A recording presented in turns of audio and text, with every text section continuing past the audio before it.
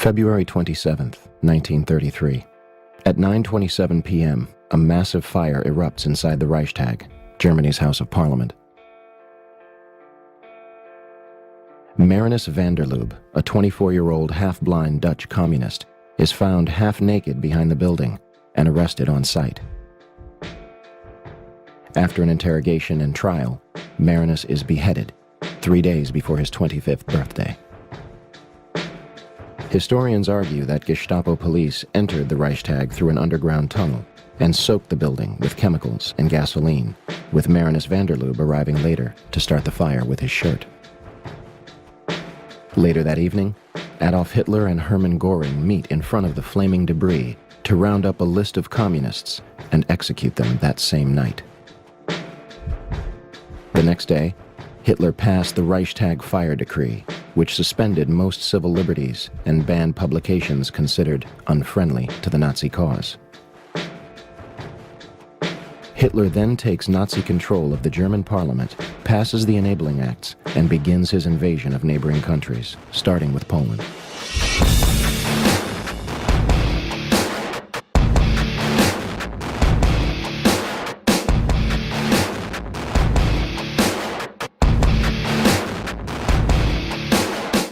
September 11th, 1941.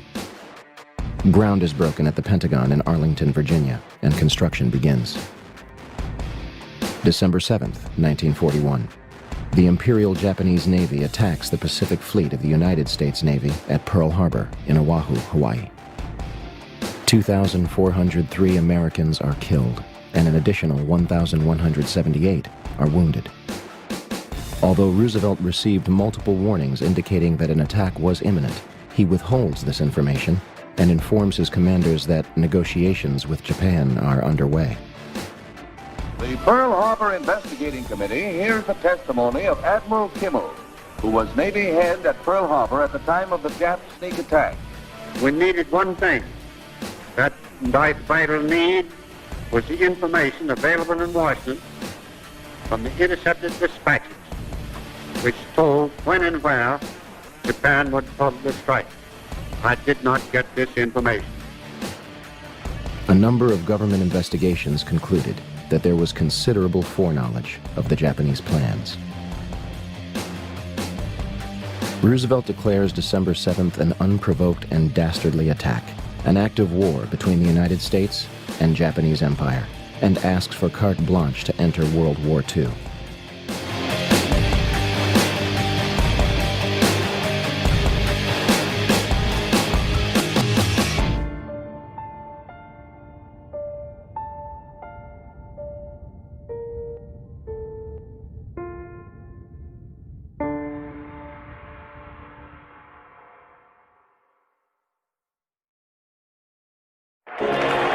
May 8th, 1945. Nazi Germany formally surrenders to the World War II Allied forces.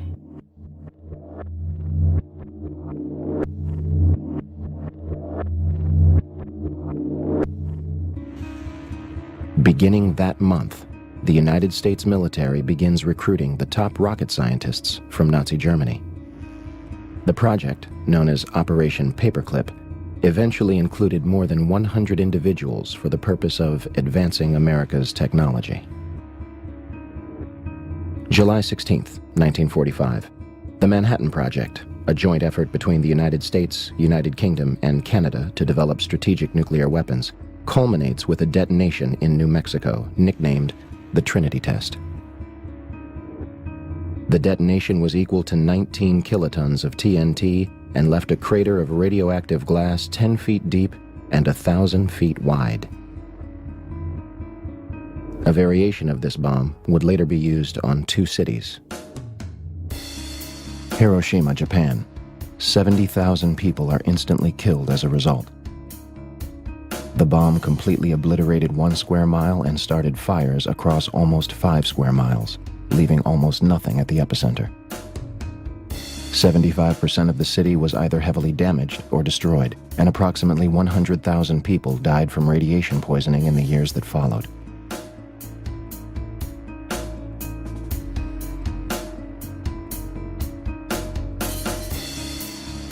Nagasaki, Japan. 40,000 are killed and almost 30,000 are injured.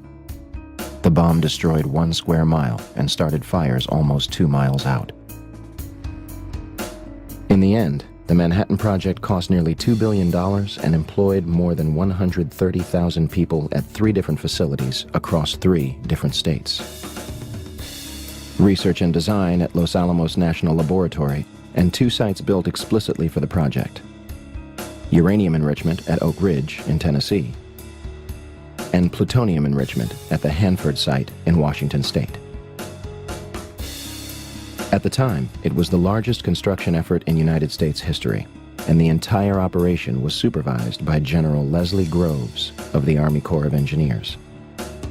Groves used a practice known as compartmentalization, which limits intelligence to a need-to-know basis and often leaves those working on the project in the dark. Entire communities and natives were literally packed up and moved out. Although tens of thousands of people were directly affected, the Manhattan Project was kept a secret. So secret that Vice President Harry Truman only became aware of it after President Roosevelt's death. General Groves himself claimed, "Compartmentalization of knowledge was the very heart of security. Each man should know everything he needed to know and do his job, and nothing else." To this day, much of the Manhattan Project remains classified. November 21st, 1945. The Nuremberg trials, an international tribunal to convict the Nazi Party of war crimes, commences in Germany. 12 are executed. The rest are imprisoned, acquitted, or commit suicide before trial.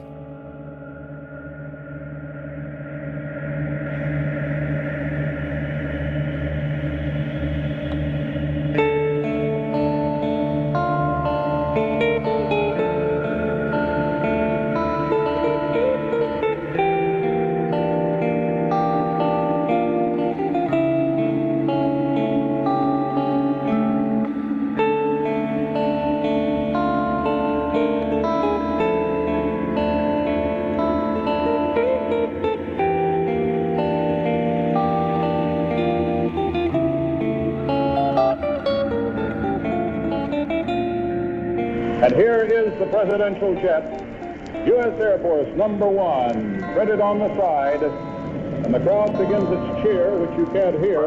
Car is now turning on to Elm Street, and it will be only a matter of minutes before he arrives at the trademark.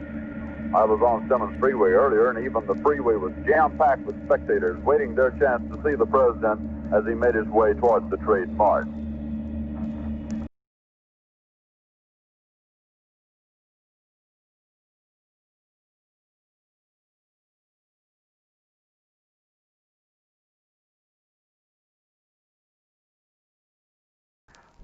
Just a moment, please. Something has happened in the motorcade route. Stand by, please. The President of the United States is dead. Swear that I will faithfully execute the office of President of the United States. August 4th, 1964. 2 American ships report that they are being attacked by North Vietnamese military units in the Gulf of Tonkin off the coast of Vietnam. President Lyndon Baines Johnson immediately declares it an unprovoked attack and orders retaliatory strikes against North Vietnam, asking Congress to authorize action in Southeast Asia. Believing Johnson's claims, legislators act quickly, giving him carte blanche to use military forces in Vietnam. However, documents declassified from the National Security Agency in 2005 confirm that the attack never took place. The Tonkin Gulf Resolution was signed by President Johnson on August 10, 1964. This decree was the doorway through which the United States officially walked into Vietnam.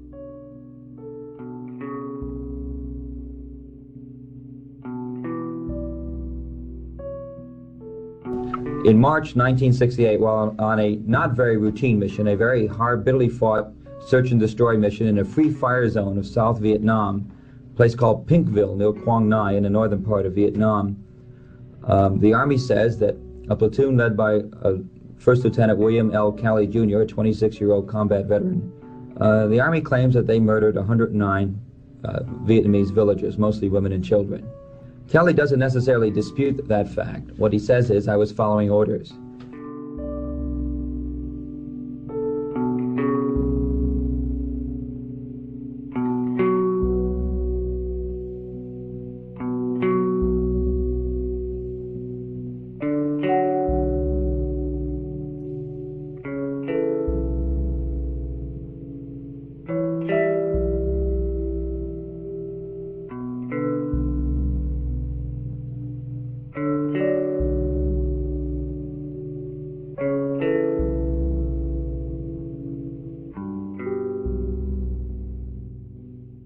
September 2000.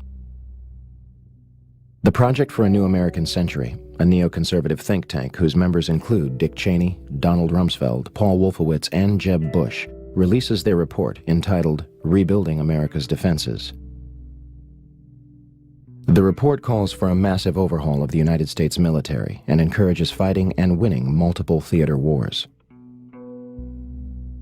They declare that the process of transformation, even if it brings revolutionary change, is likely to be a long one, absent some catastrophic and catalyzing event, like a new Pearl Harbor. 17 of the project's participants would later take positions in the next White House administration.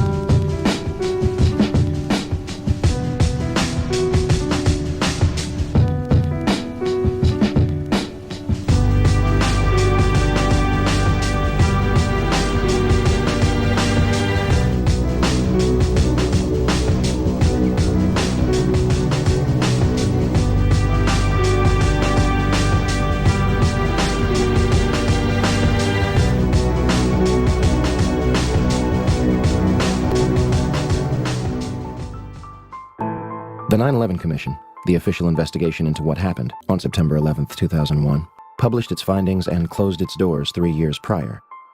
Yet questions still remain in the minds of many. What could drive so many people to continue to question such a tragic event? So we're going to take another look at September 11th, beginning with those reportedly responsible for the attacks.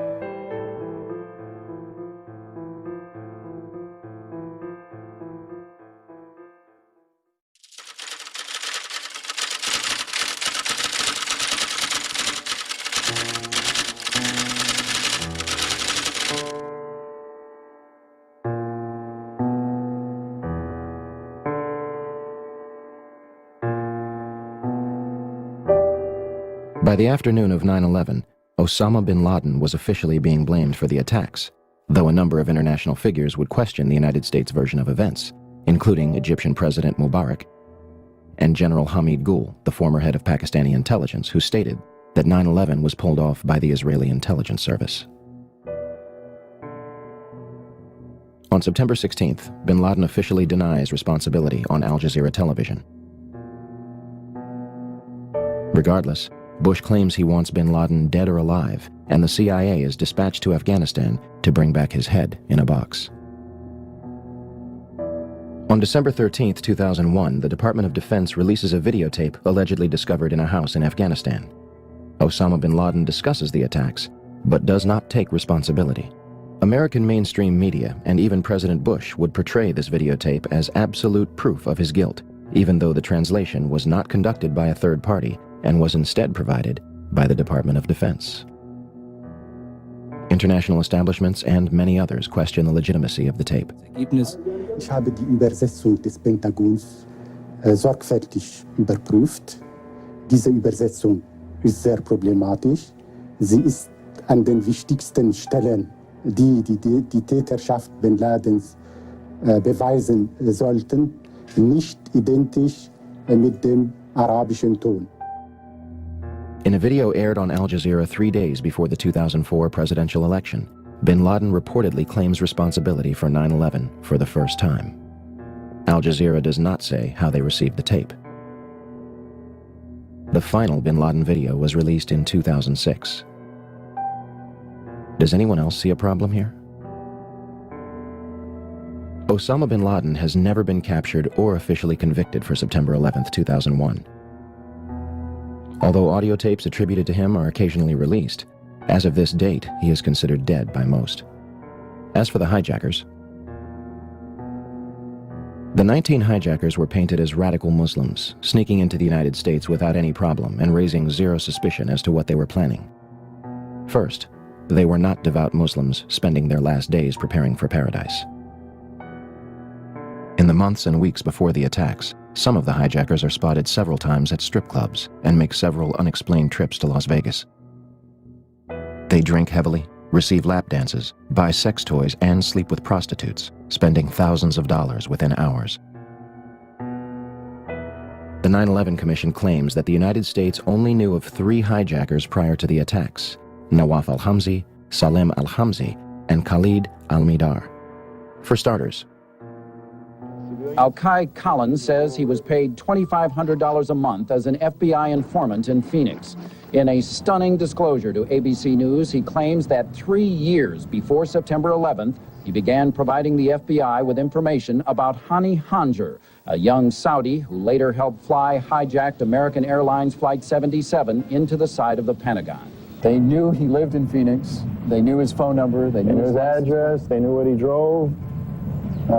They knew everything there was to know about the guy.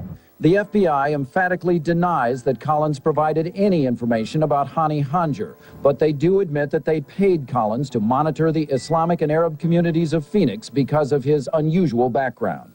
Once in Phoenix in 1996, the FBI asked Collins to focus on a group of young Arab men, many of whom were taking flying lessons. Hani Hanjour was part of the group. They drank alcohol, they messed around with girls and stuff like that. They all lived in an apartment together, Hani and the others. Collins said he provided the FBI with basic facts, letting the FBI take it from there. 2 of the hijackers even lived with an FBI informant in San Diego and were visited by Hani Hanjour and Mohammed Atta. Finally, an intelligence unit by the name of Able Danger claimed to have identified Mohammed Atta and 3 other hijackers 2 years before 9/11. The Department of Defense and White House, of course, officially deny it. FBI Director Robert Mueller claimed that the hijackers gave no hint to those around them what they were about. However, this turns out to be far from the truth. Shortly after Atta arrived in the country, he tried to get the U.S. government to essentially finance his plot, seeking a loan from the Department of Agriculture. Janelle Bryant is the USDA loan officer in Homestead, Florida, who Atta approached in May of 2000. Bryant says it was this television commercial about how to borrow money from the government that led Atta to the USDA office, seeking $650,000 for what he described as crop dusting. He wanted to finance a twin-engine, 6-passenger aircraft and remove the seats. And he said he was an engineer, and he wanted to build a chemical tank that would fit inside the aircraft. Bryant turned Atta down, but she spent more than an hour with him, talking, she says, of bin Laden, Al-Qaeda, and targets. She says Atta became fixated with the aerial photo of Washington on her office wall. He pulled out a wad of cash about that big around and started thrown money on my desk. He wanted that picture really bad. He asked about the Pentagon and the White House and pointed them out. He asked about the Pentagon? Yes, sir, he did. In fact, he picked out where the Pentagon was. Bryant says Ada also asked her about security at the World Trade Center and what she knew of Chicago, Seattle, and Los Angeles.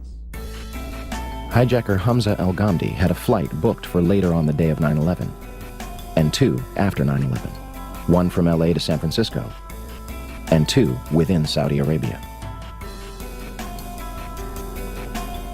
The complexities of the alleged hijackers are far and wide. We can only begin to scratch the surface here. They even managed to find hijacker Satam al-Suqami's passport, perfectly intact, on a sidewalk before the South Tower's collapse. Is it possible that the hijackers were merely patsies in a scheme much larger than themselves or Osama bin Laden? Be careful where we stay on route, because these are being recorded and these tapes will be handed over. Everybody copy that? XCC copy. I'm glad I'm not flying today. Don't worry, Jim. We'll carjack you on the way home. Between September 2000 and June 2001, the Federal Aviation Administration, FAA, would send fighter jets to intercept errant aircraft 67 times. Interceptions were routine and usually occur within 10 minutes of a sign of trouble, such as losing radio contact and transponder signal or flying off course. On September 11th, we are told that 4 commercial airliners were off course and out of communication, and not one of them could be intercepted. Never did in anybody's thought process about how to protect America did we ever think that the evildoers would fly not 1, but 4 commercial aircraft into precious U.S. targets. Never. Steve, I don't think anybody could have predicted that these people would take an airplane and slam it into the World Trade Center, take another one and slam it into the Pentagon. Nobody in our government, at least, and I don't think the prior government could envision flying airplanes into buildings on such a massive scale. But that turns out not to be true. U.S. military planners did envision and practice those very scenarios. As reported by USA Today, North American Aerospace Defense Command, NORAD, conducted exercises with fighter jets, simulating hijacked planes flown into the World Trade Center in the 2 years before the attacks. Pentagon planners also envisioned the attack on the Pentagon 5 months before it happened. According to this April 2001 Pentagon email, Air Force officials wanted a war game, having a terrorist group hijack a commercial airline and fly it into the Pentagon. The idea was to check response times to launch fighter jets. But according to the Pentagon email, the plan was ultimately rejected by senior Pentagon officials as too unrealistic. Still to come are questions, big questions, about NORAD's response on the day of the attack. Why, despite all the exercises and the planning here, jet fighters were not in place anywhere near New York or Washington. Quite an amazing story. Many thanks, Brian. Brian Ross. One of the drills executed prior to September 11th was called Amalgam Virgo. It was conducted in the beginning of June 2001 and simulated a series of successful terrorist attacks. Its purpose was to focus on unconventional threats like the hijacking of a commercial airliner, which would be crashed into the capital. One part of the exercise involved a Haitian AIDS victim who makes a deal with the Colombian drug cartel to crash a private jet into Tyndall Air Force Base in Florida in order to secure funding for AIDS patients. They even wrote up a suicide note for him. NORAD would deliver scripted messages from the FBI to controllers participating in the war games. And guess who was on the proposal's cover? Osama bin Laden. The second part of the exercise, which was planned before 9/11 but not executed until 2002, involved 2 Delta planes with actual pilots on the flight deck.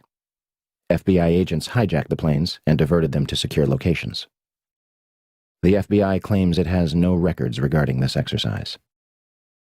In fact, multiple war games were underway on 9/11 itself. But before we cover those, on the morning of September 11th, President Bush was in Florida to promote an education policy. At approximately 8:30 a.m., he left his hotel and headed for Booker Elementary School in Sarasota. Before entering the building, he was aware a plane had struck one of the Twin Towers. In fact, Bush claimed more than once that he saw the first strike live on television. This is impossible, unless President Bush saw something the public has not. Video of the first strike was not broadcast until later that evening. Minutes after Flight 175 strikes the South Tower, Chief of Staff Andrew Card leans into President Bush's ear, whispering and walking away. And President Bush continues to listen to My Pet Goat. Despite the fact that both Twin Towers had been hit and another plane was in the air and suspected to be hijacked, he remained at the school for a half hour, addressing the nation at 9:30 a.m. How could the Secret Service allow this? President Bush's itinerary had been public knowledge since September 7th. The only way Booker Elementary could not be considered a target was if the Secret Service knew for a fact that it wasn't.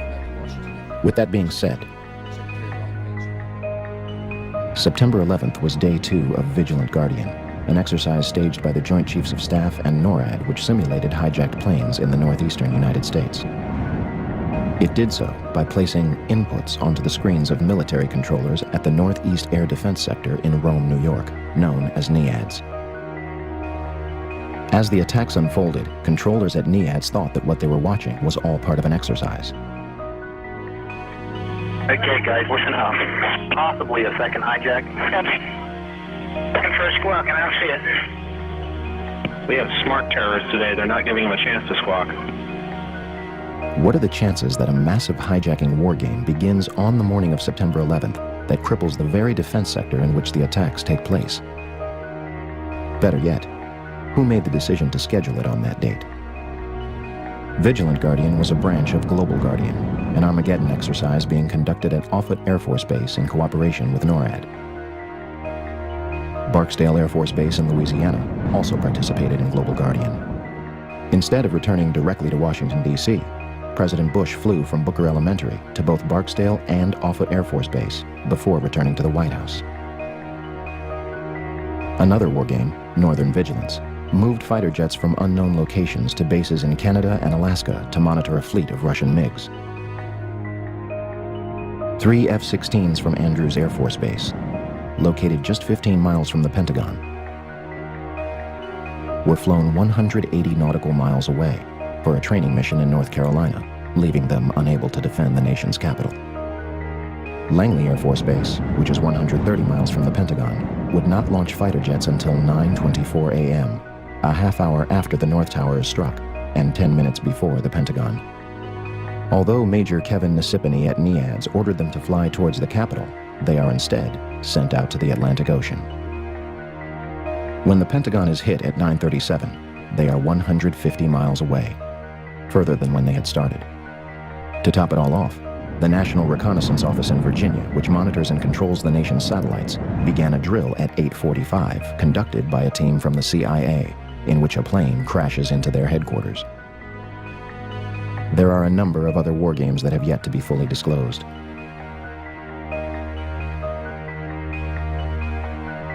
So, let's review.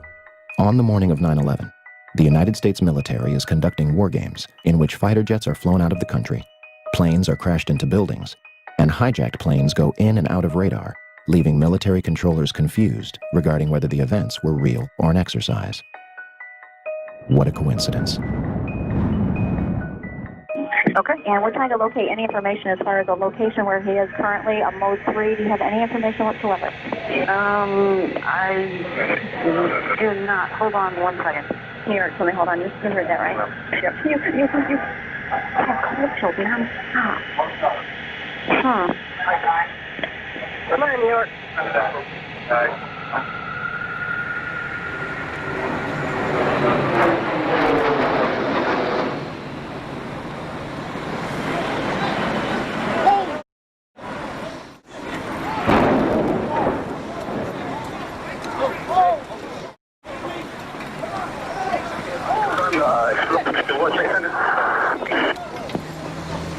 Responding 1063, World Trade Center. Listen, Central, be advised from our location now. I see heavy smoke coming from the building of the World Trade Center. At this time, I advise you that you send them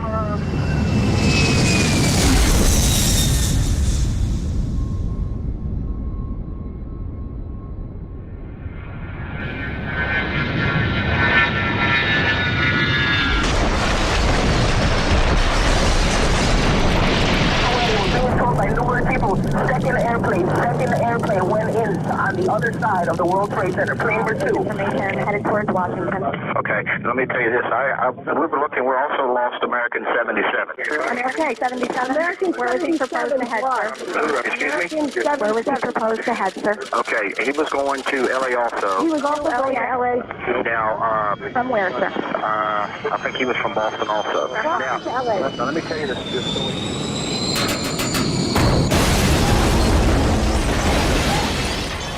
9:37 a.m., Arlington, Virginia. American Airlines Flight 77 crashes into the Pentagon, killing 125 people and injuring hundreds more. Pentagon authorities deny that the building had anti-aircraft defenses. The FBI arrives within minutes, and the site is declared a federal crime scene, becoming their exclusive responsibility. The Pentagon initially denies that their cameras captured the crash. However, in March 2002, 5 images are released to the press, though the Department of Defense does not take responsibility for their release.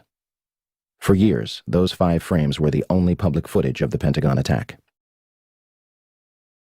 That changes in October 2004, when Scott Bingham files a Freedom of Information Act requesting videotapes that captured the impact of Flight 77. Special Agent McGuire of the FBI located a CD-ROM that contains copies of 2 recordings made by security cameras, released on March 16, 2006.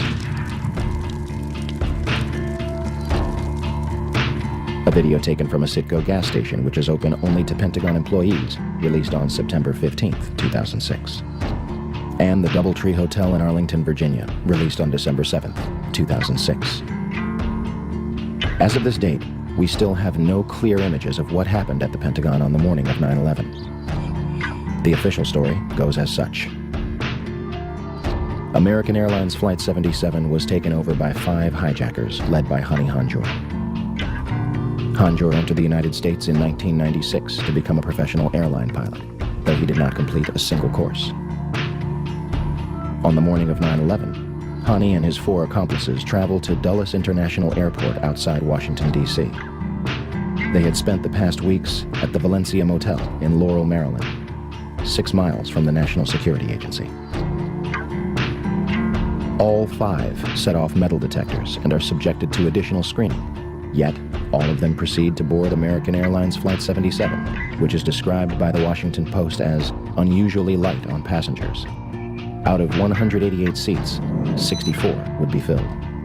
In fact, all 4 planes involved in 9/11 would be at approximately 30% capacity. The hijackers will board alongside Barbara Olson, the wife of Solicitor General Ted Olson, and a number of employees from Boeing, Raytheon, the Department of Defense, Lockheed Martin, American Airlines, the Navy, Army, and other government agencies. The hijackers would have only moments to subdue both pilots, remove them from the cockpit, and retain control of the plane. Flight 77 is allegedly taken over without incident at 8:51. No mayday, no evasive maneuver, no sign of struggle. All commercial pilots are trained to send a 4-digit code, 7500, in the event of a hijacking. We are told that none of the 4 pilots on 9/11 did so. The plane soon after begins turning off course. Flight 77's transponder shuts off, and it disappears completely from radar. Flight 77 allegedly flies completely undetected back to Washington from the Kentucky-Ohio border, reappearing on radar screens at 9:32. Had Hani Hanjour wanted to inflict maximum damage, all he had to do was nose down into the roof of the Pentagon.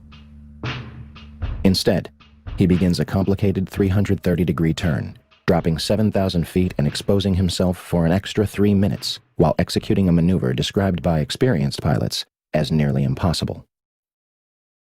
In essence, an amateur pilot who was unable to control a Cessna in August 2001 executed this nearly impossible maneuver in a 757 with skilled precision a month later. Flight controllers at Dulles International Airport were convinced that the plane was a military aircraft. Todd Lewis is working radar at Dulles Airport. One of my colleagues saw a target moving from the northwest to the southeast. And it was just a countdown, 10 miles west. And she notified the supervisor. 9 miles west. But nobody knew that was a commercial flight at the time. Nobody knew that was American 77. What did you think? It was a military flight of some kind? I thought it was a military flight. I thought that Langley had scrambled some fighters, and It was almost a sense of relief. This must be a fighter. maybe one of them got up there. It was really moving fast. It was moving very fast, like a military aircraft might move at a low altitude. This must be one of our guys, sent in, scrambled to patrol our capital. The 757 allegedly descends over a Sheraton Hotel, Navy Annex, and Citgo gas station before crossing Washington Boulevard. 5 light poles are struck and knocked out of the ground. One reportedly strikes a taxi. Flight 77 manages to hit the only section which was reinforced to withstand a terrorist attack.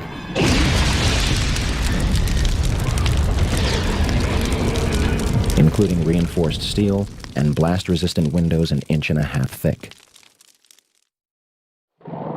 The renovation, planning for which had begun in 1991, was only days away from completion. Ironically, had the plane struck anywhere else, the casualties and damage would have been far greater. An area that normally would have housed up to 5,000 occupants yielded only 125 casualties. The section hit was the headquarters of Naval Operations, Naval Intelligence, and Navy Command Center. Army personnel were also killed, along with a number of accountants and budget analysts. The Arlington County After Action Report states that important budget information was in the damaged area. So what was left of Flight 77? Not much. These pictures were taken before the roof of the Pentagon had collapsed. The Pentagon's outer wall had a hole approximately 20 feet in diameter on the first and second floor, and visible damage 90 feet across the first floor. A Boeing 757 is 155 feet long, 44 feet high, has a 124-foot wingspan and weighs almost 100 tons. And it disappeared into this hole without leaving any substantial wreckage on the outside. There is no visible damage from where the wings or vertical stabilizer would have hit the building. The engines of a 757 are 6 tons each, comprised of both steel and titanium. If they slammed into the building at 500 miles per hour, where are the imprints? Where are the engines themselves? The 757 appears to have completely disappeared into the building. There are numerous parts to a 757 that are virtually indestructible, marked with a specific serial number tied back to the plane. To date, we have not seen a single piece positively identified as Flight 77's. Additionally, there was no impact damage to the lawn, meaning Flight 77 managed to strike the Pentagon while remaining a few feet above the ground. And out of the videos that have been released, none of them clearly depict a Boeing 757. Also, an exit hole inside the Pentagon is not explained by any official report. Despite what might have hit the building, why it was hit is much more important. Norman Mineta was Secretary of Transportation from 2001 to 2006. On the morning of September 11th, when the first plane struck the World Trade Center, Mineta headed to the White House to enter the Presidential Emergency Operations Center, or PEOC. At the May 2003 hearing of the 9/11 Commission, Mineta testified the following. During the time that the airplane coming in to the Pentagon, there was a young man who would come in and say to the Vice President, the plane is 50 miles out, the plane is 30 miles out. And when it got down to the plane is 10 miles out, the young man also said to the Vice President, do the orders still stand? And the Vice President turned and whipped his neck around and said, of course the orders still stand. Have you heard anything to the contrary? However, the 9/11 Commission concludes that Dick Cheney did not reach the PEOC until 9:58, more than half an hour later. The Secret Service claims that it has no record of when Dick Cheney entered the bunker. What were the orders? If they were to intercept Flight 77, why was it allowed to strike the Pentagon? Let's go to the trade tower again, because, John, we now have a... What do we have? We don't... Wow. It looks like a new plume, a new large plume of smoke. That's the scene at this moment at the World Trade Center. Dan Daler from ABC's Good Morning America is down in the general vicinity. Dan, can you tell us what has just happened? Yes, Peter, it's Don Daler down 4 blocks north of the World Trade Center. The second building that was hit by the plane has just completely collapsed. The entire building has just collapsed, as if a demolition team set off. When you see the old demolitions of these old buildings, it's folded down on itself, and it is not there anymore. Generally speaking, for a building to collapse in on itself like that, it would seem to indicate that there could have been an explosion, a bomb planted on the ground that would make the building collapse within itself. 10 o'clock Eastern Time this morning, just collapsing on itself. This is a place where thousands of people work. We have no idea what caused this. Almost looks like one of those planned implosions. If you wish to bring anybody who's ever watched a building being demolished on purpose knows that if you're going to do this, you have to get at the under infrastructure of a building and bring it down.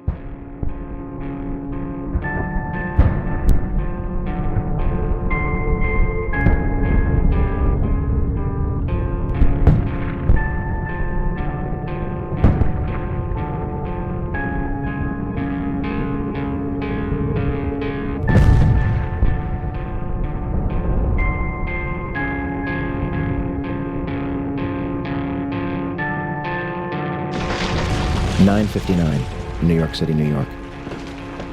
The South Tower of the World Trade Center collapses to the ground in approximately 10 seconds. 29 minutes later, the North Tower follows suit, collapsing in approximately 10 seconds. Later that evening at 5:20 p.m., World Trade Center Building 7, a 47-story skyscraper 300 feet from the North Tower, suddenly collapses. The official explanation is that falling debris from the North Tower created a series of fatal fires inside the building. If this is true, it would be the third steel-framed skyscraper in history to collapse due to damage and fire. The first two would be the Twin Towers. August 5th, 1970. One New York Plaza, a 50-story office building, burned for over 6 hours between the 32nd and 36th floors. It did not collapse. February 23rd, 1991. One Meridian Plaza, a 38-story skyscraper in Philadelphia, burned for 18 hours across 8 floors. It is later described by officials as the most significant fire of the century. It did not collapse. May 4th, 1988. First Interstate Bank, a 62-story skyscraper in Los Angeles, California, burns for almost 4 hours, destroying 4 floors and damaging a 5th. It was one of the most destructive fires in United States history. The building did not collapse. Even the Twin Towers survived a number of fires. First, a series of fires in 1975, one of which was described as fighting a blowtorch.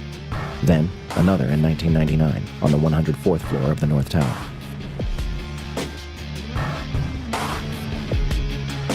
Yet on September 11, 2001, the Twin Towers burned for 56 and 103 minutes before collapsing completely to the ground. One might argue that this was due to their construction. The Twin Towers were composed of 200,000 tons of steel, 425,000 cubic yards of concrete, 106 elevators, 43,600 windows, and a 360-foot television antenna atop the North Tower. The core of each tower was a rectangular pillar, 87 by 133 feet, comprised of 47 steel box columns ranging from 36 by 16 to 52 by 22 inches.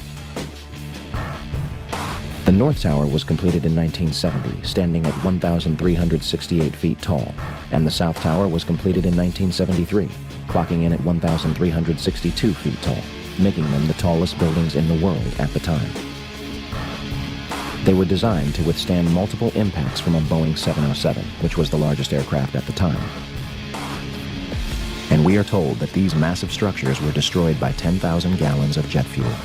A perfectly symmetrical collapse resulting from asymmetrical damage, with the collapse following the path of greatest resistance.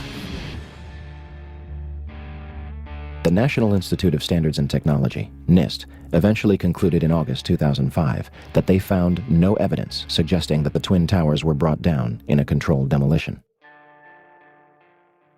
It's funny they would name it the Report on the Collapse of the Twin Towers, because the report does not explain how the Twin Towers actually collapsed, claiming that it does not actually include the structural behavior of the tower after initiation was reached and collapse became inevitable. 10,000 pages, and not a single one to actually explain how the towers came down the way they did. NIST admitted in April 2007 that they are unable to provide a full explanation of the total collapse, and also that they conducted no tests for explosive residue. Luckily, somebody has. My name is Jeanette McKinley. I was a resident of Lower Manhattan, living directly across the street from the World Trade Center on September 11th. I'd been living there for 4 years. I loved living there. When I think back about it, it's really the time of my life. And so on September 11th, I was I was writing emails. I was sitting at my computer. Boom.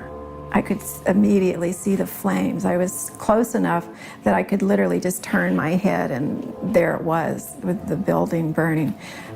I was with my friend Jim Lecce. We watched everything out the window. He was fixated taking photographs, and whenever I mentioned leaving, he never wanted to leave. He said to me, "This is history. Don't you realize we are watching history happen? We're part of history. Why would we leave?" I was in the kitchen. I was in my kitchen. I had flowers in my hand, and the building starts coming down. Our windows blew in. He came running across the apartment. "Get out of here, the building is coming down." Well, it sounded like it was coming down on us. That cloud, there was a debris cloud created by when the Tower 2 fell. It created a debris cloud, which became part of our life because it just burst in our window at 50 miles an hour. That whole cloud just came bursting in, and many people were wanting to investigate whether the collapses were actually controlled demolitions, as many people thought on the very day. Even the news commentators thought they were controlled demolitions. So there was a lot of controversy about whether they were or not. And friends of mine that knew that I had the dust were also knew a scientist, Stephen Jones, at BYU. My name is Dr. Stephen Jones. I have a PhD in physics from Vanderbilt University, 1978. I have a Bachelor of Science degree from Brigham Young University, 1973. I graduated magna cum laude. I went after the PhD work. I did postdoctoral work at Los Alamos Maison Physics Facility. In June 2007, I was examining a dust sample, which I'd obtained from Jeanette McKinley.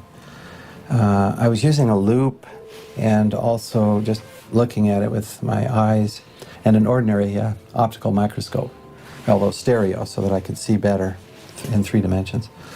And what I found was a chip that looked like it might be a paint chip. I mean, early on I was thinking maybe not too interesting, but this chip was rather striking in its appearance. It had an orange-red color, first of all, and then I found several of these, and they all had some gray material adhering to the side of the red material.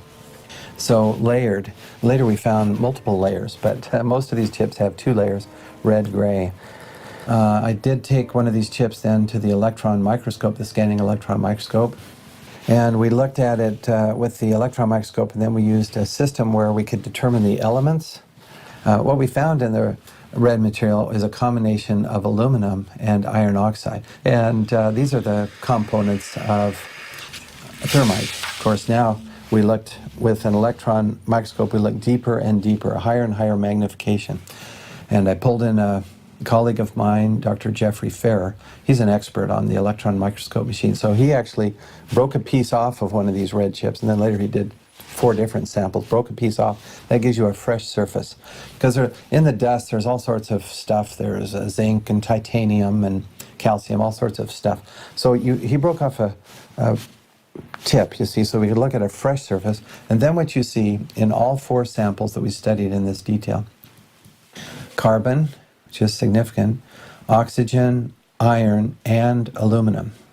We looked at this, and these again are the ingredients, except for the carbon, and we found that experimenters working with superthermite, trying to beef it up, make it more explosive, tailoring it to different weapons applications, they would have silicon in there and an organic material, which means a carbon, so a polymer such as Viton, they would add to this to give it the properties they wanted.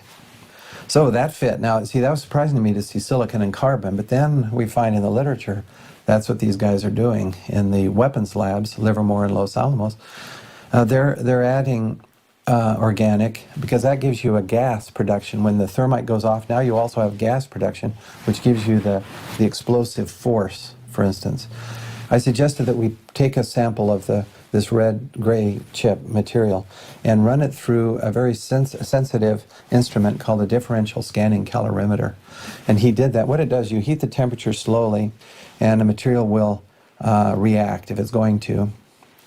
And if it reacts and produces heat, you'll get a spike in your calorimeter. And then if it reacts quickly, it'll be a narrow spike. If it, say, burns over a long period of time, you'll see a big broad spike. And the total area there is the total amount of energy released, and it gives you a lot of information. What we found, what Dr. Farrer found first, and he was real excited when he told me about this, he took one of these chips and he put it in the differential scanning calorimeter, and sure enough, it went off at right about 430 centigrade, but more importantly, the peak was high, which means a lot of energy released, and narrow, which means, in his terms, it blew up. You know, you say, man, this is it. This stuff blows up. It behaves just like it has the ingredients of nanothermite. He said, well, there should be, in a thermite reaction, you should produce molten iron. So you should see some spheres of iron.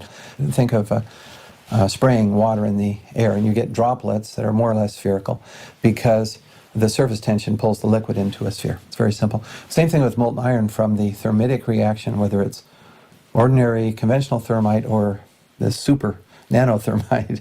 Either way, you get this molten iron, and you should get these droplets of iron. So we said we got to look for those. You know, if you don't find those, maybe who knows what it is. But we got to find droplets of molten iron. Otherwise, we're not sure we had the thermite reaction, the thermitic reaction. In this case, it's a nanothermite.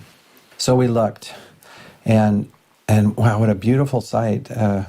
As you look at this, after the red material is reacted, there are these little spheres, just tons of them.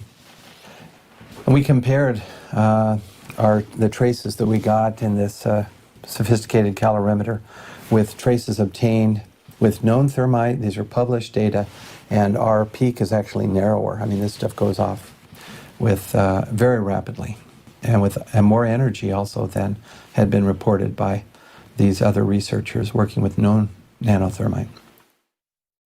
As if explosive residue in the dust was not enough, there are other disturbing aspects of the Twin Towers' collapse.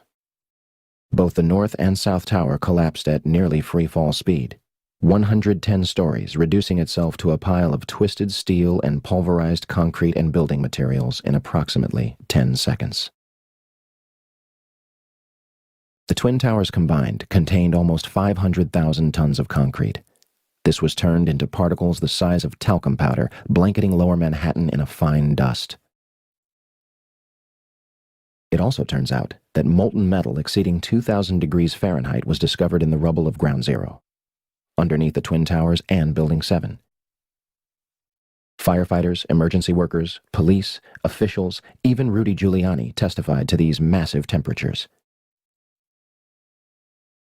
Even after heavy rain on September 14th and 21st, a constant stream of fire retardants and water described as creating a giant lake, these fires were not put out until December 13th, 2001, making it the longest burning structural fire in history. If one were going to bring down the Twin Towers in a controlled manner, you would have to simultaneously sever the 47 central support columns at the base of the building. Maybe that's why a large number of eyewitnesses reported massive explosions at the base of the Twin Towers, some before the planes had even impacted the building. In fact, large amounts of white smoke appear at the base of the South Tower just minutes before its collapse. Do you still think that jet fuel brought down the Twin Towers? In almost all the videos of the collapses, violent ejections appear 20 to 60 stories below the demolition wave. Here. Here. Here. Here. And here.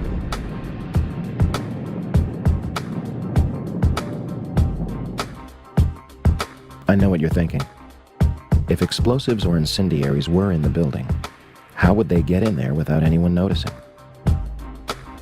A December 2000 assessment of the World Trade Center recommended immediate renovation work on the steel columns contained within elevator shafts of both Twin Towers. Turner Construction, a company located on the 38th floor of the North Tower, was selected to do the job. Turner's CEO at the time was Tom Leppert, who had personal ties to George W. Bush and Carlos Gutierrez, Secretary of the Department of Commerce. The Department of Commerce is in charge of NIST, an agency that may sound familiar. Turner Construction also did fireproofing work on the very floors that were struck by Flights 11 and 175. Of course, all documents pertaining to Turner's work on the Twin Towers were destroyed on 9/11. In addition, President Bush's brother, Marvin, was on the board of directors at Securicom from 1993 until fiscal year 2000. Securicom, later known as Stratesec, was an electronic security company backed by Kuwait American Corporation, which provided security for United Airlines, Dulles International Airport, and from the early 1990s up to 9/11, the World Trade Center. According to the Port Authority, there are no records pertaining to the work that the company performed on the World Trade Center. So, a company with ties to the government agency that eventually investigated the collapse was responsible for doing renovation work inside the Twin Towers, and the building's security was run by a company with family ties to President Bush. And we have no records to prove what they did inside the buildings. Nothing suspicious there. I often get asked, well, how did they use this nanothermite in the buildings? It's as if there are people just trying to cast doubt, as if you can't explain everything, you have nothing. That's, of course, absurd. We have found explosive, unexploded, but explosive material in the dust. Now the next step is to find out who did it. So in other words, we've done the forensic CSI-style science. Now we need the criminal investigation to go along with that, to find out who could have made this stuff, first of all, and then who did make it. And then from there we can find out who ordered it being made and why. If only we could have examined the steel from the World Trade Center. Unfortunately, the debris was almost immediately shipped overseas, being sold to the lowest bidder. This is destruction and removal of evidence from a crime scene. Family members and engineers were outraged at the decision and demanded that the steel be preserved for investigation. Bill Manning of Fire Engineering magazine publicly labeled the cleanup at Ground Zero a half-baked farce. Yet the operation continued until the site was officially clear on May 30th, 2002. Regardless of how it was done or who was responsible, what happened to the Twin Towers seems obvious enough. They were brought down in a highly engineered, unconventional, controlled demolition. It was a psychological attack on the American people, and it was pulled off with military precision.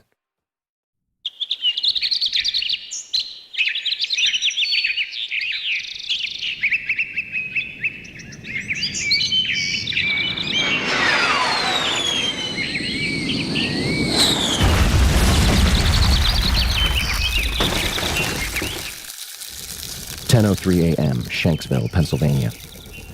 United Airlines Flight 93 allegedly crashes into an abandoned strip mine at 580 miles per hour, 20 minutes flying time from Washington, D.C.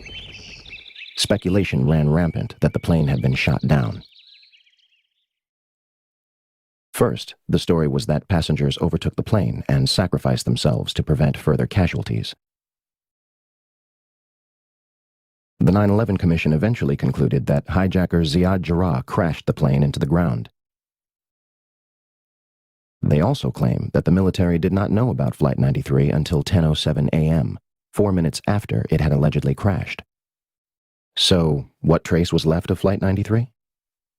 Yeah, we want to take our viewers live to Shanksville, Pennsylvania. Our Brian Cabell is standing by. This, of course, is the site where United Airlines Flight 93 crashed on its way from Newark to San Francisco, crashed on Tuesday. And I understand in this investigation there's some breaking news. Brian, what can you tell us? Well, Darren, in the last hour or so, the FBI and the state police here have confirmed that they have cordoned off a second area about 6 to 8 miles away from the crater here where this plane went down. This is apparently another debris site, which raises a number of questions. Why would debris from the plane, and they identified it specifically as being from this plane, why would debris be located 6 miles away? Could it have blown that far away? Seems highly unlikely. Almost all the debris found at this site is within 100 yards, 200 yards away. So it raises some questions. We don't want to over-speculate, of course. It seems to me from covering a number of plane crashes on the scene that if nothing else, you can say this is not typical for a plane crash to be spread across an area this large. It certainly doesn't make sense because most of the debris has been found in a very compact area within 100 yards, 200 yards, maybe a little beyond that. And then all of a sudden they're telling us 6 miles away they have another concentration of debris. They say it's very small pieces. Most of these are very small pieces. Most of the pieces here are no bigger than the size of a briefcase, they say, and the pieces 6 miles away maybe even smaller than that. As for the crash site itself, from the Somerset County coroner to the mayor of Shanksville, almost every eyewitness would remark how little of the plane and its passengers remained at the actual crash site. We have rescue vehicles that came in earlier in the day and they have turned up nothing. No one believed to be alive from this crash within the last hour. I want to get quickly to Chris Kanicki. He's a photographer with the Pittsburgh affiliate of Fox affiliate. He was back there just a couple of minutes ago. And Chris, I've seen the pictures. It looks like there's nothing there except for a hole in the ground. Basically, that's right. The only thing you could see from where we were was a big gouge in the earth and some broken trees. We could see some people walking around in the area, but from where we could see, there wasn't much left. Any large pieces of debris at all? No, there was nothing that you could distinguish that a plane had crashed there. Smoke, fire? Nothing. It was absolutely quiet. It was actually very quiet. Just a couple of people walking around. They looked like part of the NTSB crew walking around looking at the pieces. How big would you say that hole was? From my estimates, I would guess it was probably about 20 to 15 feet. Long and probably about 10 feet long or 10 feet wide. What could you see on the ground, if anything, other than dirt and ash? And you couldn't see anything. You could just see dirt, ash, and people walking around, broken trees. There is zero historical precedent for a large commercial airplane and its passengers completely disintegrating upon impact, regardless of speed, cause, or crash site. Turkish Airlines Flight 981 began breaking apart in mid-air after suffering extreme decompression and crashed into a forest. All 346 people were killed. 40 bodies were recovered, 6 of them still in their seats. Air India Flight 182 was blown up in mid-air by a bomb over the Atlantic Ocean. Wreckage from the plane and 131 bodies were recovered, with autopsies performed. Japan Airlines Flight 123 suffered mechanical failures 12 minutes into its flight and crashed into a mountain. It remains the single deadliest aircraft incident in history. Wreckage and even 4 survivors out of the 500 passengers were recovered. Those are just 3 examples. And yet, on September 11, 2001, we are told that a 757 crashed into a field and left virtually no identifiable wreckage or passengers. The Department of Environmental Protection also reported in October 2001 that no trace of jet fuel was found in groundwater or soil at the crash site. Flight 93 allegedly crashed with over 5,000 gallons, 37,500 pounds of jet fuel left.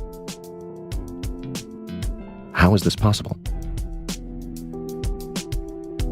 In 2006, during the trial of the alleged 20th hijacker Zacarias Moussaoui, the FBI provided a batch of evidence that allegedly survived a catastrophic crash in near-perfect condition. Among the exhibits were a red bandana, a Kingdom of Saudi Arabia driver's license, John Talagnani's driver's license, and flight attendant C.C. Lyle's personal effects, including her driver's license and Marriott hotel card. Although a 757 managed to obliterate itself upon impact, fragile material known as paper and fabric managed to survive nearly without a scratch. The FBI also releases pictures of an engine and 2 pieces of fuselage. It is unspecified where those were found. What really happened near Shanksville, Pennsylvania on 9/11 remains a mystery. But one thing seems clear. A 757 did not crash intact into a field in Shanksville, Pennsylvania.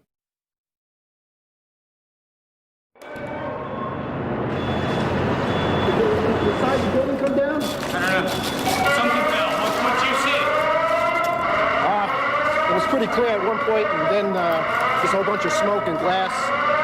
And I think we're just about the last ones in this building right now. I think you should leave. Everybody else is gone. Okay. I'll just make sure that there's nobody else coming downstairs. What do you think happened? I hear the top of the building fell down.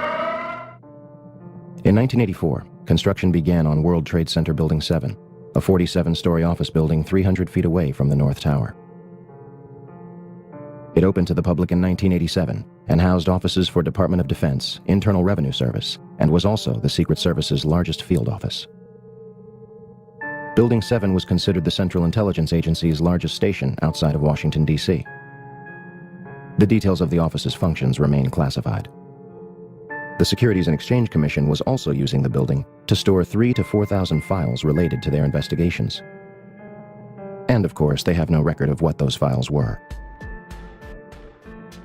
On June 8, 1999, Mayor Rudolph Giuliani's Office of Emergency Management Command Center on the 23rd floor is opened. The new facility is located in downtown Manhattan, across the street from the World Trade Center's Twin Towers. The command center on the 23rd floor is bulletproof and bomb-resistant, with its own air supply and generators. It's linked to city airports, the Coast Guard, and the Pentagon. Computers will soon have detailed blueprints of every major building in New York City, as well as evacuation routes. Hurricanes and heat waves would be handled here, as well as terrorist attacks. Though New York officials say their facility is not impenetrable, they're confident it could handle even the worst crisis imaginable. Deborah Fayerick for CNN, New York.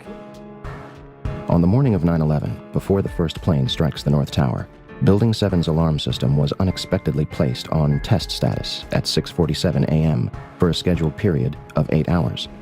This normally occurs during maintenance, and any fire alarms from the building were to be disregarded. After the second plane strikes the South Tower, Building 7's power was deliberately shut off and its tenants evacuated. Following the collapse of the North Tower, almost all of the surrounding World Trade Center buildings were completely destroyed, but the structures remained standing. Building 3, a 22-story building directly below the Twin Towers, was split in half by the South Tower's collapse. Although the building was severely crushed by falling debris, the structure remained standing. Building 4, a 9-story building east of the South Tower, was almost completely flattened. The remaining structure did not collapse. Building 5, a 9-story building east of the North Tower, suffered from severe fires and structural damage. Building 6, an 8-story building between the North Tower and Building 7, suffered a giant gouge in its roof and severe fires. Neither Building 5 or 6 suffered a collapse. Neither did the Deutsche Bank building, which stands to this day and is currently being demolished beam by beam. Neither did the Millennium Hotel across the street. Building 7, a 47-story office building hundreds of feet away, burns controllably over a few floors and suffers structural damage to its south face before collapsing completely to the ground at near free fall speed. The collapse of Building 7 was rarely reported on the day of and after 9/11. Yeah, it's very strange that was not even hit by a jet, and yet it falls very rapidly and essentially straight down into its footprint. Although the collapse of Building 7 was clearly a phenomenon and further investigation was needed, the building's steel was removed from the site and destroyed. No pieces were recovered from the debris for analysis. However, FEMA's volunteer investigators revealed after their limited studies that some pieces of steel from the rubble of Building 7 experienced something never before seen in an office fire. Some pieces of steel had large holes burned through them, evidence that a high-temperature corrosive material had formed and burned through the beams, suggesting temperatures of over 1,000 degrees Celsius were present. But what the Worcester Polytechnic Institute scientists reported was that steel, as they looked at it, using similar methods to what we've used on the red-gray chips. These are electron microscope methods and X-ray EDS methods. They found high temperature, indication of very high temperatures, oxidation and sulfidation, sulfur in the steel. Yet, this phenomenon will not be mentioned again, either by FEMA or other agencies investigating the collapse. Now let's fast forward to August of last year, 2008. NIST finally came out with their preliminary report. Now, it's very interesting. They ruled out diesel fuel fires. They said it is due, and they also ruled out any type of fatal damage from the towers collapsing, particularly the North Tower, which is across the street, Vesey Street, I think.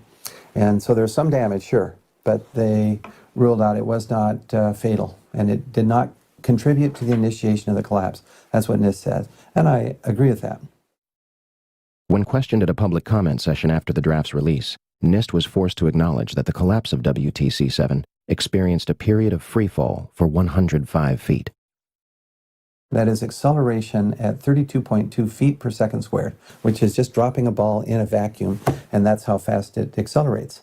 Finally, in their final report, they have this agreement, having been with Chandler and with my comment also, that there was indeed acceleration, not just constant speed, and acceleration at the acceleration due to gravity. In other words, free fall. And they even mentioned free fall for about 105 feet. That's about 8 stories.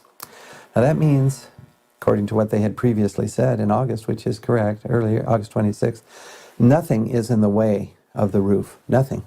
Now you can see in the videos there's a lot of floor is still intact as the roof is moving as a block. So somewhere down below, there's about 8 floors that have been obliterated. I mean, you can't just have the floors sitting there stationary, because that would be mass in the way, and that would slow this acceleration down. Nothing's in the way. The only way I can see how to do that is with controlled demolition, with explosives, to remove that. That's what you do in controlled demolition. You get all this material out of the way, then the upper block travels at close to free fall. In this case, at free fall. It's really amazing.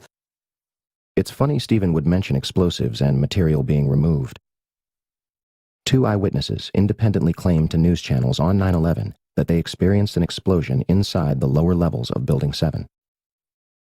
The first one is Michael Hess, who went on to UPN 9 News around 11:59 a.m. Oil refineries in Louisiana. And we have Frank Uciardo back on the phone with us, Brenda, with some New York City officials. Frank, go ahead. That's right. I'm standing here right now just off Broadway by City Hall with Michael Hess, who is the city's corporation counsel. Mr. Hess, you were trapped in, I believe, 7 World Trade Center. Go ahead, sir. Yes, I was. I was up in the emergency management center on the 23rd floor, and when all the power went out in the building, another gentleman and I walked down to the 8th floor where there was an explosion, and we've been trapped on the 8th floor with smoke, thick smoke all around us for about an hour and a half. But the New York Fire Department, as terrific as they are, just came and got us out. And the second is Barry Jennings, who went on to ABC7 shortly after noon. We're going to bring more of those to you now. Barry Jennings, you're on the 8th floor. You work for the City Housing Department. Explain to me the moment of impact. Well, me and Mr. Hess, the corporation counsel, were on the 23rd floor. I told him we got to get out of here. We started walking down the stairs. We made it to the 8th floor. Big explosion. Blew us back into the 8th floor. And I turned to Hess. I said, this is it. We're dead. We're not going to make it out of here. I took a fire extinguisher and I bust the window out. That's when this gentleman here heard my cries for help. We tracked Barry down in June 2007 to interview him and hopefully elaborate on his experience. Hi, my name is Barry Jennings. I'm 52 years old. I've worked for 33 years at one location.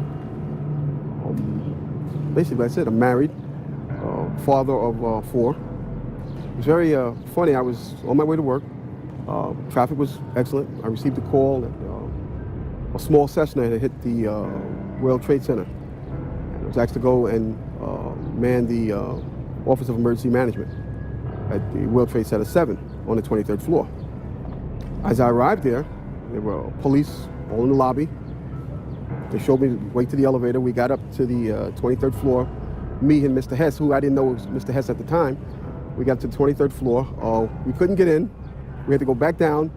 Then security and police took us to the freight elevators where they took us back up, and we did get in. Upon arriving into the OEM EOC, we noticed that everybody was gone. I saw coffee that was on the desk. Still, the smoke was still coming off the coffee. I saw half-eaten sandwiches. And only me, Mr. Hess, was up there. After I called several individuals, one individual told me that to leave and leave right away. Mr. Hess came running back in and said, we're the only ones up here, we got to get out of here. He found the stairwell. When we reached the 6th floor, the landing that we were standing on gave way. There was an explosion and the landing gave way. And I was left there hanging. I had to climb back up, and now I had to walk back up to the 8th floor. After getting to the 8th floor, everything was dark. It was dark and it was very, very hot. Very hot. I asked Mr. Hess to test the phones as I took a fire extinguisher and broke out the windows. Once I broke out the windows, I could see outside below me. I saw police cars on fire, buses on fire. I looked one way, the building was there. I looked the other way, it was gone. I was trapped in there for several hours. I was trapped in there when both buildings came down. The firefighters came. They came to the window, because I was going to come out on the fire hose. I didn't want to stay there any longer. It was too hot. I was going to come out on the fire hose. They came to the window. They started yelling, do not do that. It won't hold you. And then they ran away. See, I didn't know what was going on. That's when the first tower fell. When they started running, the first tower was coming down. I had no way of knowing that. Then I saw them come back. Now I saw them come back with more concern on their faces. And then they ran away again. The second tower fell. So as they turned and ran the second time, the guy said, don't worry, we'll be back for you. And they did come back. This time they came back with 10 firefighters. And they kept asking, where are you? We don't know where you are.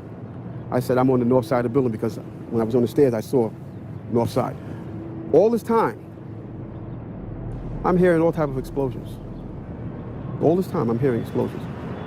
And I'm thinking that maybe it's the buses around me that were on fire, the cars on fire. I don't see no, but I'm still hearing these explosions. When they finally got to us, and they took us down to what they called the lobby, because I asked them, I said, when we got down there, I said, where are we? He said, this was the lobby. And I said, you gotta be kidding me. It was total ruins. Total ruins. Now keep in mind, when I came in there, the lobby had nice escalators. It was a huge lobby. And for me to see what I saw, it was unbelievable. And the firefighter that took us down kept saying, do not look down. And I kept saying why. I said, do not look down. And we were stepping over people. And you can feel when you're stepping over people. They took us out through a hole that I don't know who made this hole in this wall. That's how they got us out. They took us out through a hole, through the wall, to safety. As they were taking me out, one firefighter had fallen. I believe he was having a heart attack. But before that, this big giant police officer came to me. And he says, you have to run.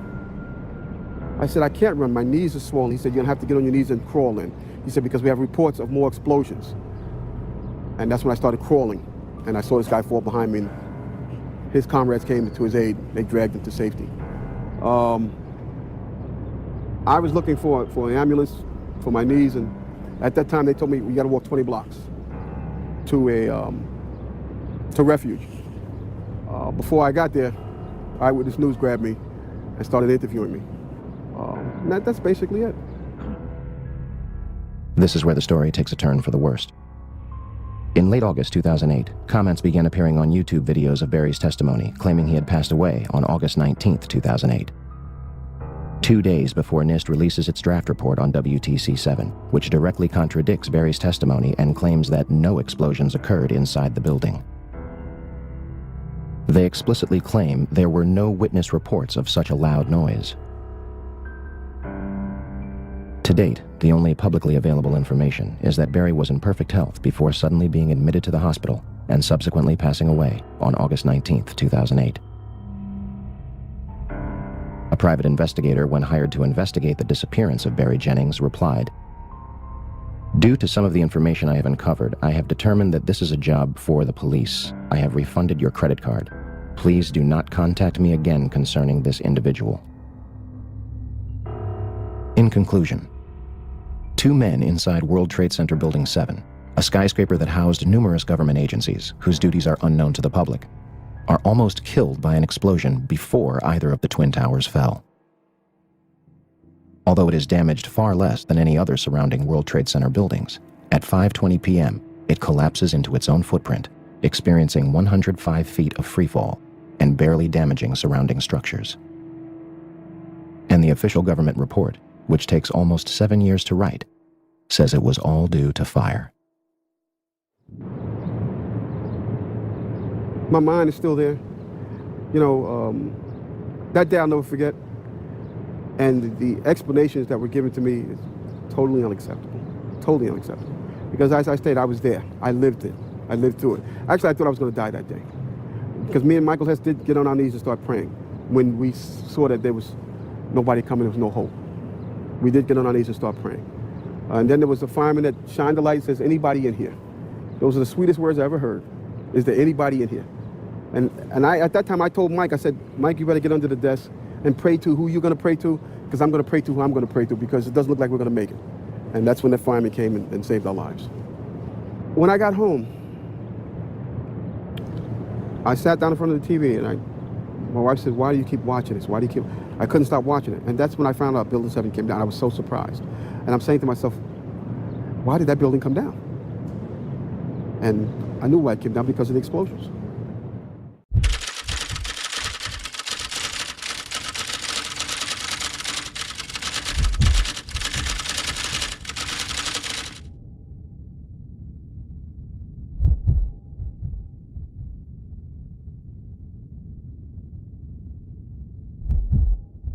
So, where do we go from here?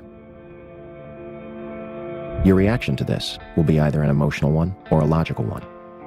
You will deny that these things are possible and insist that this information is ridiculous and go about your life. Or you will acknowledge a number of serious, glaring issues with the United States story of 9/11 and do your part to further a new criminal investigation into the day's events. How long will the American public or the world wait for the truth about September 11th? How much louder will the family members and survivors have to scream for answers? September 11th was not just a terrible tragedy that took the lives of thousands of innocent people. It was an American coup, a violent and aggressive seizure of power and a transformation of both foreign and domestic policy.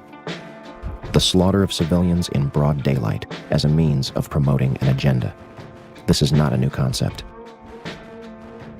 Meet Smedley Butler. His father was both a lawyer and a politician. He was elected to the House of Representatives in 1897. He joined the Army at the age of 16, and at the age of 48, he became the Army's youngest Major General. He was twice decorated with the Congressional Medal of Honor. In July 1934, Butler was approached by two men who offered him $30 million and the support of 500,000 troops and the mainstream media to lead a coup against President Roosevelt and remove him from office. Butler pretended to go along with it, eventually meeting with the main conspirators behind the plot. The DuPont family and leaders of U.S. Steel, Heinz, Standard Oil, General Motors, Chase National Bank, Goodyear Tires,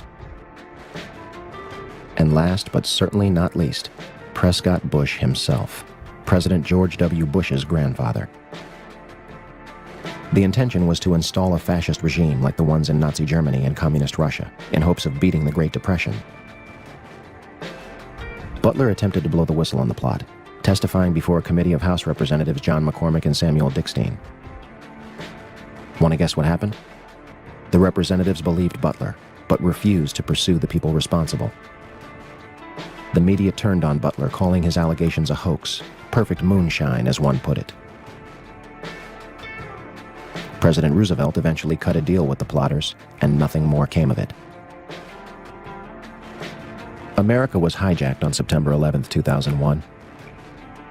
Not by Osama bin Laden and his al-Qaeda network with box cutters directed from a cave in Afghanistan, but by a group of tyrants ready and willing to do whatever is necessary to keep their stranglehold on the United States of America. A group beyond any one man or any one administration. Until there is a new investigation into the events, we will not go away. We will not be silent. Ask questions. Demand answers. We show the towers for the ashes like they were laced with bombs. And ever since we've been at war like Genghis, calm and fiendish for a fascist world state. An Orwellian nightmare where righteous drip bare. Get prepared for the future of wiretaps, cameras on every corner, black water sharpshooters with scopes locked on ya. The Patriot Act has its watching our backs. They front like a hidden saviors.